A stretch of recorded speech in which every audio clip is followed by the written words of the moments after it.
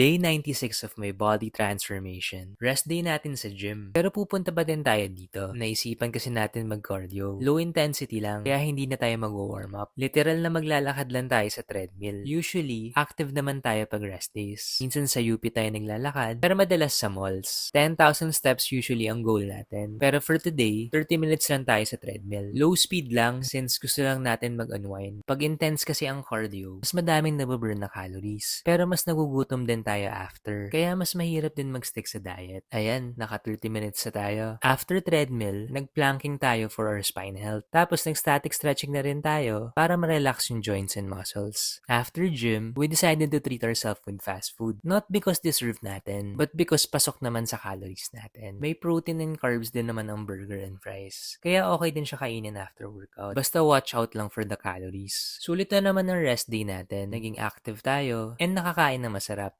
Siguradong maibibigay na naman natin ang 100% sa upcoming workouts natin. Yan na muna ngayon, bukas ulit.